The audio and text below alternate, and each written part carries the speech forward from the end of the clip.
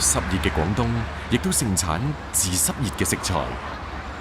枝頭嘅簇簇木棉用嚟煲粥、煲湯、煲茶，有住清熱利濕嘅奇效。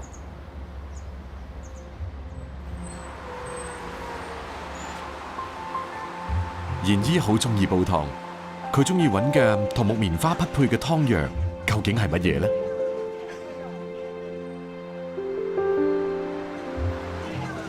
你好啊，老闆，想買啲去濕嘅料喎，有冇啊？有啊，都有啊。淮山啊，薏米啊，都有嚇，茯苓啊都有係嘛？喺外地人睇嚟，老廣個個都身懷煲湯養生嘅秘笈。點啊？你買啲咩啊？呢排咧空氣唔好咧，有冇霸王花？有啊，煲豬肺得唔得？得 OK，得霸王花南北行陳皮咁咯。哦，呢排咧我話跳舞啊！菜市場上面嘅湯料檔，隨住時節嘅變換，主角依次登場。唔同嘅湯就係唔同嘅節氣嘅藥。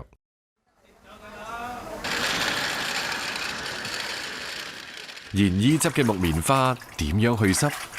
秘密同樣喺湯水裏面。而家春天啊，廣州咧就係咁樣噶啦，潮濕天氣，想瞓覺啦，又攰啦，所以咧就要煲啲木棉花湯咯，俾啲鹽水浸下。白芍、茯苓、赤小豆、扁豆、白術係去濕湯嘅最佳拍檔。賢姨遵循住每人一朵花嘅食療用量。雖然唔確定個女中午係咪翻屋企食飯，但係賢姨都仲係放咗3朵。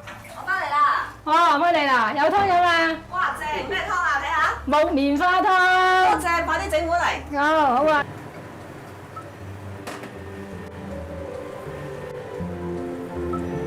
你今晚去完深圳翻嚟都可以再飲㗎。正啊！你留翻碗俾我啊。係啊係啊。老廣會隨住季節嘅轉換嚟煲各種嘅老火靚湯。湯品舵手一般非老媽莫屬，廣州人稱之為媽子靚湯。新鮮嘅木棉花唔易保存，食用不當反而會成為濕毒嘅根源。哇！你睇下幾好。係啊，呢啲好甜嘅。紅色嗰啲咧就正式紅棉咯。好多人周華公園裏邊，廣州人都知道呢啲係寶嚟㗎嘛。喂，媽咪，你喺嗰度馬路邊執，你要小心啲喎，注意車喎。公園就 OK 嚇，注意下。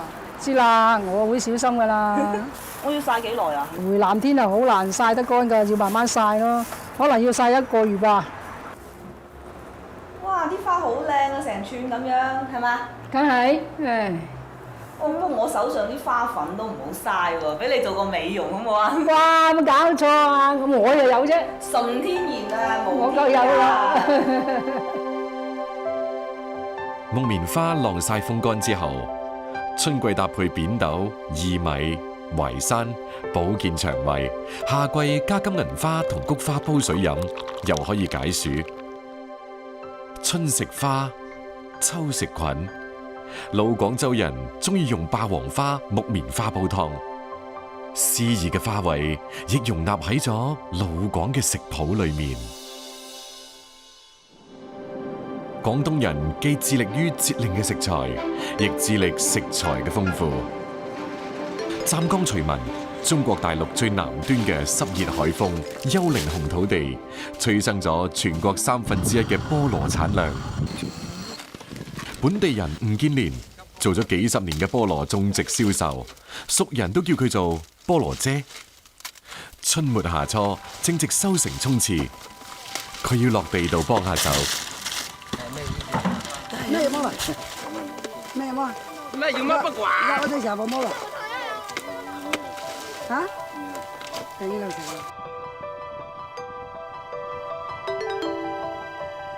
菠蘿地1畝有差唔多4000株種苗，從開花到果實成熟，一般要4到6個月。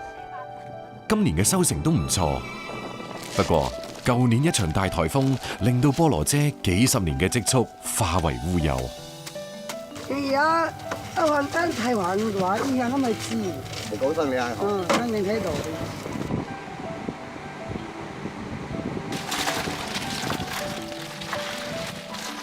生活總要繼續。喺菠蘿姐睇嚟，家鄉嘅菠蘿就係最美味嘅。哪怕預訂嘅價格下跌，佢亦寧願繼續運到北方市場蝕本，亦都唔願意見到農民睇住菠蘿爛喺地裏面。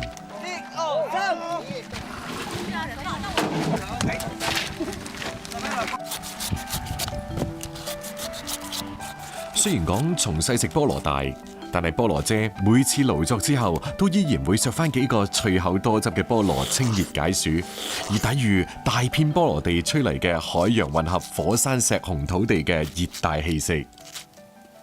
就現在最好吃的時候，3、4、5月份，現在是最甜，又香又甜，聞到都想吃，看到也想吃。好甜哦！我每一天都要10幾個。1個鐘頭之後，呢啲仲夾雜住果農汗水嘅菠蘿，將會運輸到佢舊年籌建嘅交易市場。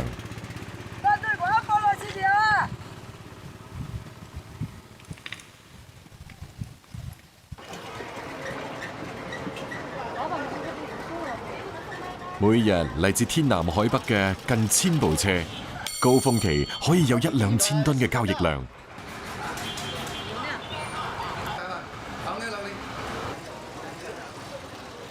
因為呢啲車唔會再開到菠蘿地嗰度收購，鄉間道上恢復咗難得嘅寧靜。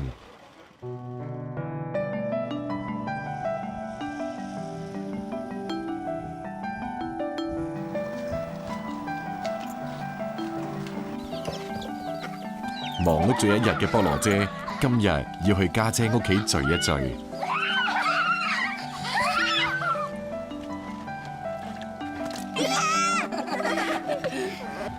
45歲嘅菠蘿姐有2個仔2個女，3個大學畢業之後各奔前程，最細嘅仔留喺咗身邊。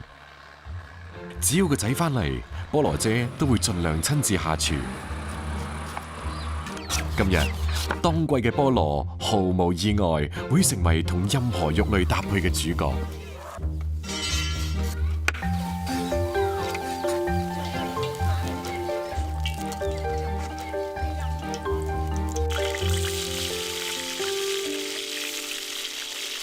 家常嘅羅非魚，小火煎到有啲黃，酸甜嘅菠蘿汁液即刻會令到其貌不揚嘅淡水魚艷麗起身。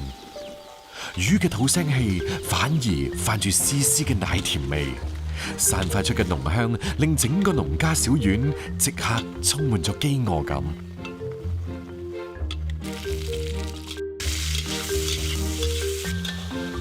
專注於烹飪嘅菠蘿姐亦拋開生意，難得放鬆落嚟。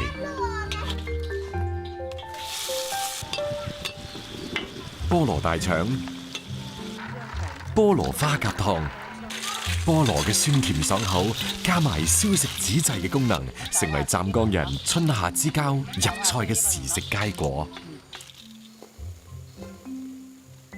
媽都要見啊，整咩皮啊？哦，哎呀，一啲菠蘿好，一米攞嚟嘛。海邊嘅夜晚嚟得特別早，6點啱啱過就要摸黑食飯。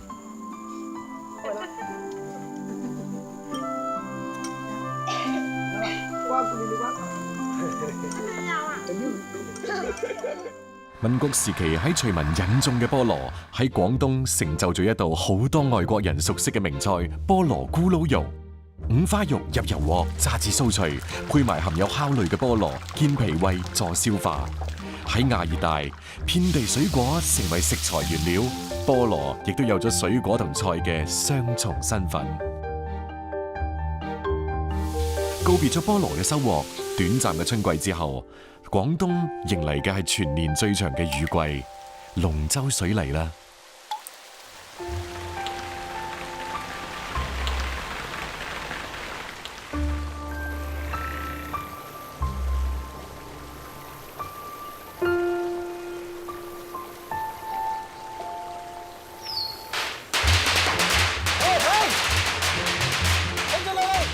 端午前夕，龍舟教練葉仲明正喺度指揮住將埋喺河涌裏面近1年嘅龍舟起上嚟。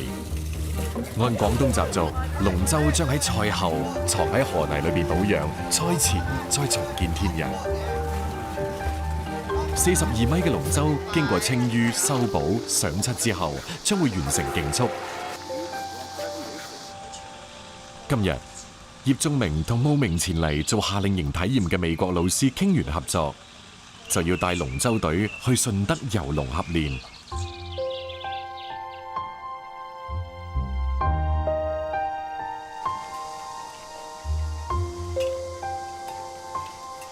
太太楊秋明一早就準備好咗龍舟飯嘅材料。這個菜呢可以去水氣，去濕的。喺要求頂飽同去濕氣嘅主要原則底下，龍舟丁一直係龍舟飯嘅主角。主料肥肉丁炸出分油，配搭素菜翻炒，溝埋脂肪溶解嘅濃香。素菜好似從地裏面摘落嚟一樣清脆欲滴，鮮而不寡。5歲嘅泳彤唔中意爸爸划龍舟，因為一到端午節就會少咗好多陪伴。我呢真係要解入酒精先可以練到咁喎。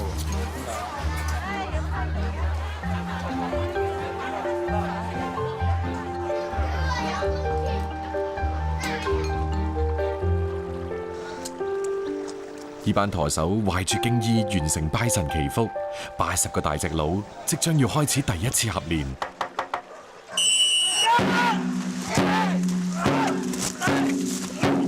廣東人將划龍舟叫爬龍船，爬嘅力度同節奏決定住速度。有80人，80個槳划下去要整齊、統一才傳統才可以跑得快。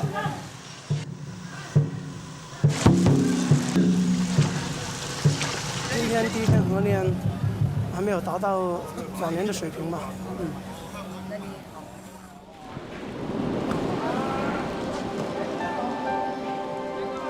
農曆5月初1係正式比賽嘅日子，天啱啱光，葉仲明就開始忙啦。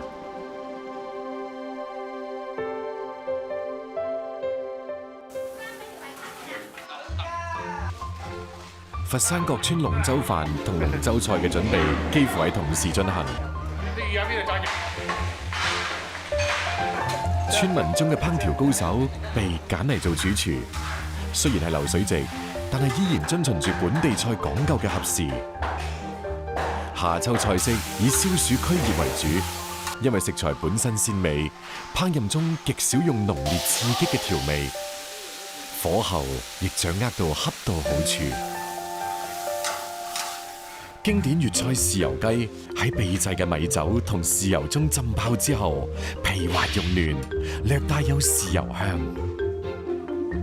五杯鴨、生菜冬菇、清蒸河鮮，保留咗順德菜嘅甘香爽滑，亦好受歡迎。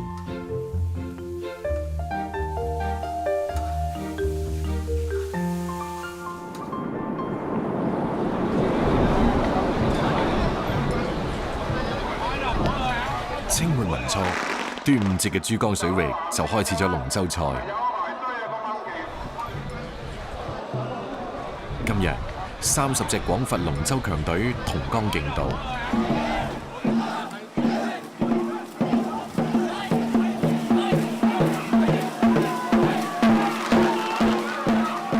2選1嘅淘汰制 PK 之後，葉仲明所在嘅隊伍成為賽道上最快嘅龍舟。呢個亦都令到隊員消耗咗大量嘅體力。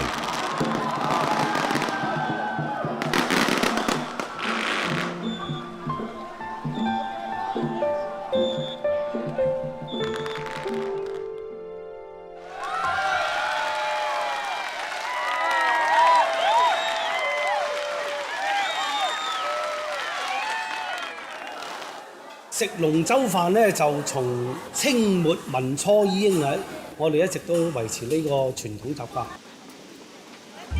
食出真味係佛山人嘅飲食精髓。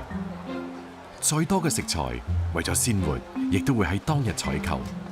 海鮮更加係提前2個鐘頭運到，上菜前20分鐘起蒸。川宴主要招呼鄉親父老，最講究地道，本地生長嘅食材，就算簡單，有粗料精製嘅用心，一樣美味。燒豬係龍舟賽前8名必備嘅傳統獎品。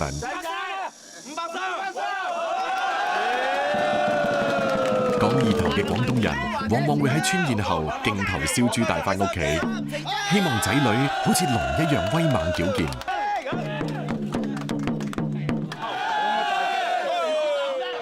河流縱橫嘅珠三角，端午節從來少唔到熱氣騰騰嘅龍舟菜同龍舟飯。各村菜式唔同，但熱鬧一致。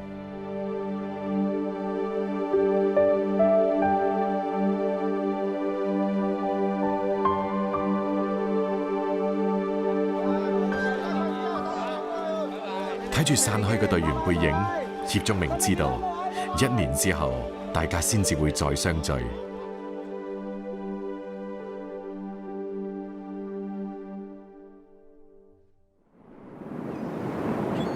桑基魚塘係順德人嘅糧倉，而海洋就係潮汕人嘅糧倉。喺潮汕有一種被稱之為米嘅美食，佢同樣源自於泥土，但係就唔喺陸地上。佢哋到底潛藏喺邊度呢？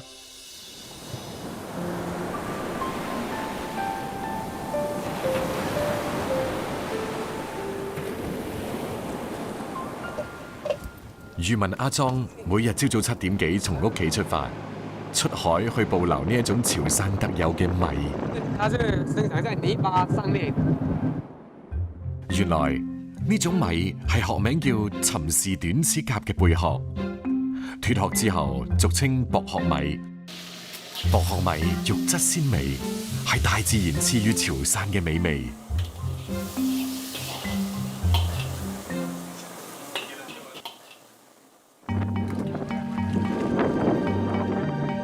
潮汕漁民大多數從凌晨3點開始捕撈，到上午已經進入咗衝刺時刻。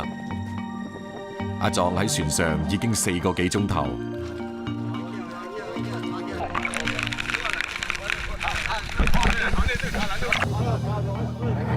落海嘅漁民唔帶任何護具，有啲甚至已經喺3、4米深嘅海底來回咗100幾趟。咁樣捕撈嘅日子會喺海上連續3個月。薄殼殼內長住一條連線到體外，好似潮汕人中意抱團一樣，幾十個薄殼捲連喺一齊，取得養分，抵擋風浪。撈起身之後，漁民會喺海裏面及時清洗，以可以等薄殼脫泥帶水。今年64歲嘅大澳村漁民鄭成鵬落海撈薄殼40幾年啦，靠撈薄殼養育咗一對兒女。屋企人經常勸佢唔好再上船啦，但係一到夏季，老井都仲係忍唔住要賺1日200蚊嘅辛苦錢。但係常年落海嘅漁民都患有風濕，聽力同視力嚴重受損。颱風威馬遜帶嚟咗雨水，採撈只能夠臨時中止。每天都要出來，除非呢12級颱風趕時間把它收起來，裝在口袋裏才是錢。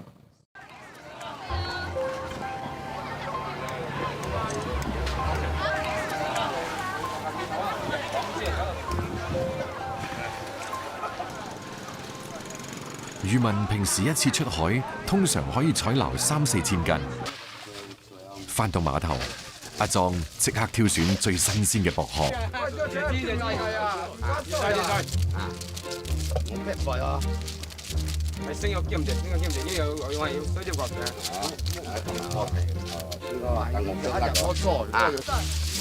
差唔多隻斤啊！呢度差唔多隻斤。開病啊！所以點都要知啊！等於我殺死黃先生用咩？咩偷黃先啊？搞起做咩用錢啊？就係認知一攤嚟租嘅2直攤50斤，是當嗰次個流能金箔嘅，好貴㗎，租啲直攤50斤嘅。幾個鐘之後，阿壯會將佢買嘅薄殼全部加工成薄殼米。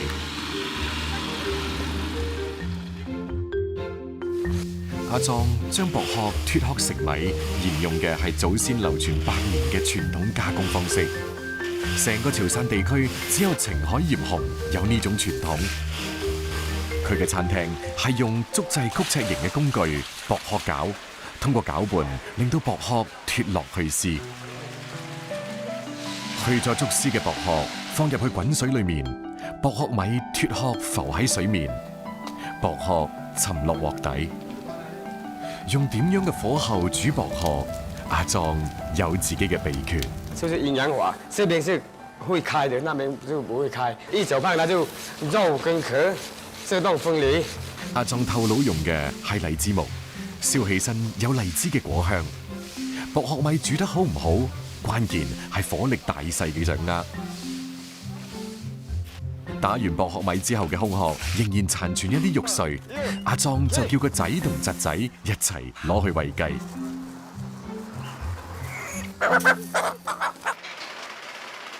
薄殼米雞只係副產品，啱啱出爐嘅薄殼米就最好食。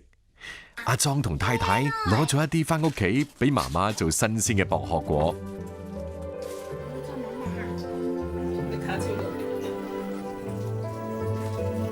女人聚喺一齊，將南瓜打碎，加入麵粉，碾成麵團，將用薄殼米調好嘅餡料放入去，大火蒸10分鐘，晶瑩剔透嘅薄殼果就新鮮出爐啦。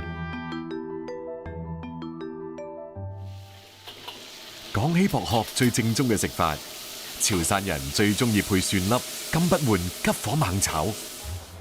金不換學名九層塔，又叫羅勒，係西式菜裏邊用得最廣嘅香草。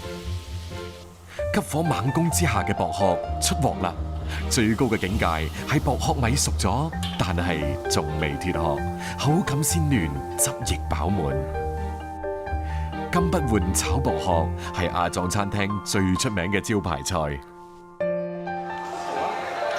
兩少年嘛來呢個食我講開咗兩整車啦有。今日係阿叔嘅生日，全家人唔怕遠，專程開車嚟到阿壯嘅餐廳，等阿叔食得開心。潮汕人對於呢個又平又好食嘅薄殼，中意到可以1日3餐當飯食嘅地步，所以當地人將薄殼叫做唔係米嘅米。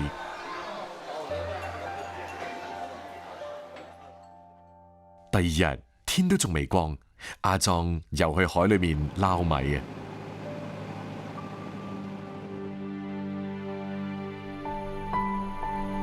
廣東人嘅不時不食，唔單止仰賴水土嘅饋贈，更依靠住自己嘅智慧嘅創造。秋風起食臘味係老廣耳熟能詳嘅口頭禪。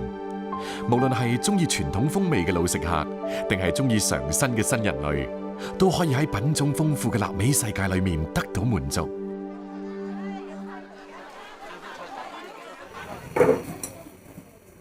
臘味最經典嘅食法就係廣式臘味飯，煲到晶瑩剔透嘅油脂層層滲透到飽滿嘅米粒裏面，咬一啖，濃郁嘅肉汁喺嘴裏面熱騰騰咁爆開，香味撲鼻。而廣式臘味中最出名嘅就係臘腸啦。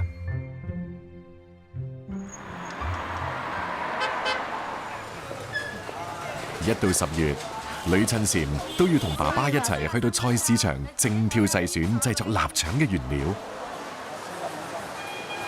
前仔唔要啊，要烤腿啊！呢啲前仔唔要。係啊，嗱，攞落去就黏黏稠稠咁樣係最好啊！你咁識睇嘅啊，唔係叻你啊！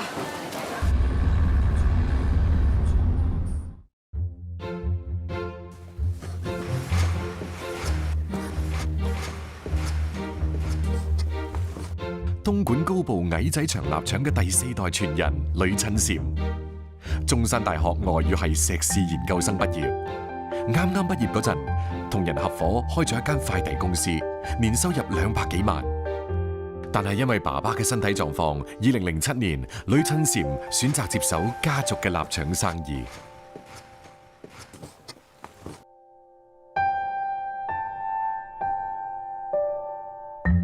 開始都有啲無奈，有啲猶豫嘅。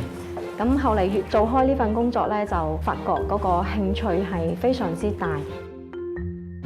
3、4個鐘之內做完就最好噶啦，盡快入爐。呂親嬋堅持古法製作，通過清朝嘅《美味求真》一書，呂親嬋知道古人喺做臘味嘅時候會加入一啲陳皮。佢覺得食材嘅搭配試驗係等食物充滿奧妙嘅保障，而美味嘅背後需要嘅就係時間。最後決定是用15年的陳皮，結果做出來的香味非常濃。肉按照肥瘦比例混合，加入精選嘅陳皮、汾酒同豉油，充分攪拌，再灌入腸衣，就係臘腸嘅雛形啦。這個程序是扎針，然後方便在整個晾曬的過程中透氣和排風。因為我哋係矮仔腸以短小粗壯而出名嘅，咁我哋就將佢綁成大概係4、5公分一截。我哋用100斤嘅豬肉，咁最後做翻出嚟咧，只有6成幾嘅臘腸嘅啫。廣式臘腸俗稱風腸，因其製作講求風熱而得名。做好嘅腸要先烤2日，烘乾當中30%嘅水分。呢個屬於規模生產，點樣喺標準化下唔喪失傳統風味，係呂親嬋所重視嘅。做臘腸前面嘅60個鐘係至關重要。呢啲臘腸入咗爐有6、7個鐘噶啦，依家需要轉腸。由尾嘅掉翻頭嘅。做臘腸嘅調料中最重要嘅就係豉油。呂親嬋聽講增城有家手工豉油廠，淨係晾曬就超過半年，可以激發臘腸嘅鮮味。於是佢就登門拜訪。這個已經曬足了180天了，如果現在出的話是頭抽的，那你試一下這個產品的味道吧。好。很濃的吃香味。氨基酸肽氮值大概有多少？有1.0以上。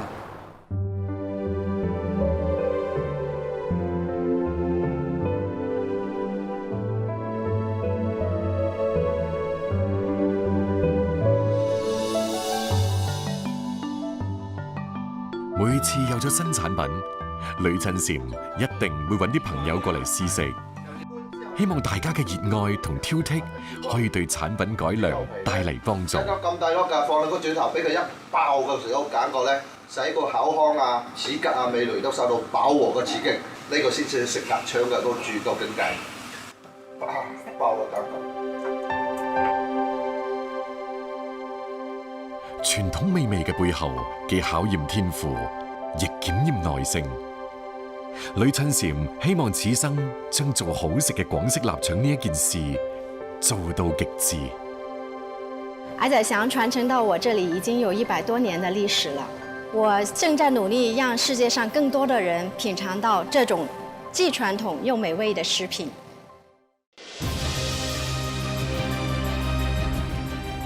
廣東人秋冬食嘅蛇羹究竟有啲咩講究呢？老廣的味道稍後繼續。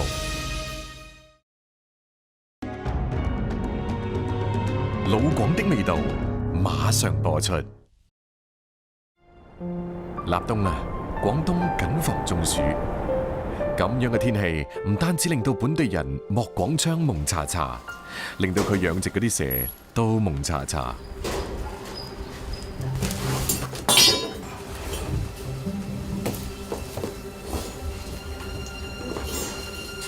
本來呢個時候係蛇嘅冬眠期，亦係廣東人開始食蛇嘅時節。廣東雨水充沛，適合蛇類養殖，而濕熱嘅天氣食蛇肉啱啱好可以去風邪、舒筋骨，尤其適合秋冬季。加埋入冬前，蛇為冬眠儲存咗能量，係一年中最肥美、營養嘅時候。雖然做咗一世礦工，退休之後先至開始創業，但係自配中藥等絕招，令到佢養嘅蛇喺市場上好受歡迎。我這個是中藥，那防止它那個消化不良啦。蛇喺莫廣昌嘅眼裏面，主要分為兩大類，一類係毒蛇，另一類就係菜蛇。菜蛇中嘅水律蛇人氣好高。蛇係一夫多妻制，一般一公配3乸。2條線、3條線，有5條線，這個是應該是公的吧？莫廣昌趁下午得閒，殺幾條蛇俾自己啲伙計食。一般佢最擅長做椒鹽蛇碌，殺蛇剝皮斬斷，先用細火將蛇中段煎至焦黃，冚埋燜熟，最後乾逼，落椒鹽同葱調味，燜完後軟韌啱啱好，外焦裏嫩嘅口感，更加係好多老廣迷戀佢嘅直接原因。蛇只係食新鮮嘅食材，啱啱到嘅小雞苗必須要馬上保鮮處理。今晚又係一個不眠夜。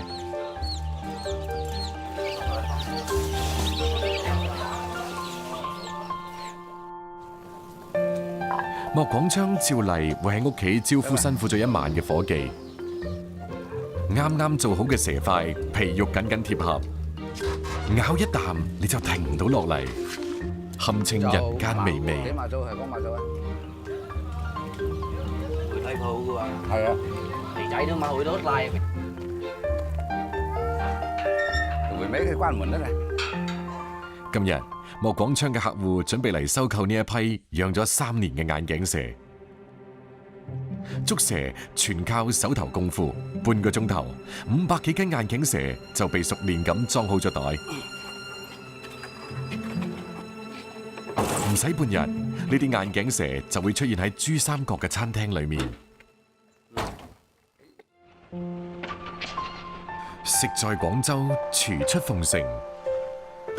大廚陳容恩同其他本地廚師一樣，10幾歲入廚房學徒，25年嘅經驗令佢處理起呢一啲活物非常熟練。火鍋係要求去蛇皮同起骨嘅技術工作，落刀快而準，先至可以喺最短嘅時間將蛇骨肉分開。啱啱處理完嘅蛇片攞上嚟之後，肌肉仲識抽動。哇，正啊！嗱，粥底火鍋咧就係我哋順德菜嘅一大特色。嚟啦，起筷！好好。水蛇粥底加入土炸花生油、麻油同陳皮，唔黏鑊又可以調味。食之前再加埋檸檬葉絲、菊花瓣入口，濃郁嘅湯品升起清新嘅味道，活血補氣、溫潤肚腸，係冬天最親民嘅蛇宴。我哋老廣食蛇咧，其實就分成2派嘅。除咗呢個蛇片打邊爐之外咧，就最正宗咧就係呢個太史蛇羹。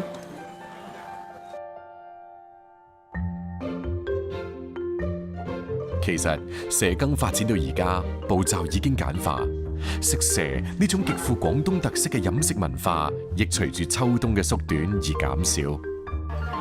但係食蛇已經係不可磨滅嘅老廣敢食嘅標誌。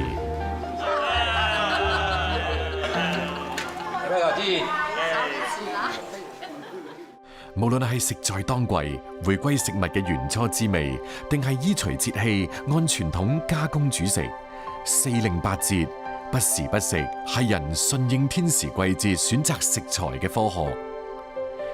依家反季節食物隨處可見，我哋想幾時食就幾時食，手到擒來，隨心所欲。但係尊重時令，就近喺本土選擇食物，依然係老廣嘅飲食哲學。或者按規律行事，按規矩做人，唔逾越，唔放肆，更係老廣不時不食所傳遞嘅精髓。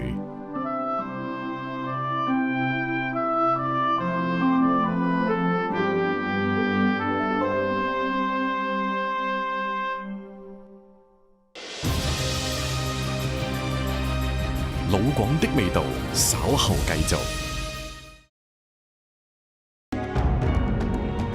老廣的味道，馬上播出。精挑細選，乜嘢係原汁原味？吃得好，就像親吻大海那種感覺。精準烹飪，食材背後隱藏住點樣嘅美食密碼？出面好多蝦咧，唔燜蝦腸啊，嗰啲蝦腸咧係透明嘅色。精通18般手藝，潮汕人點解偏偏對生醃情有獨鍾？啊，太香了，醃料的香味。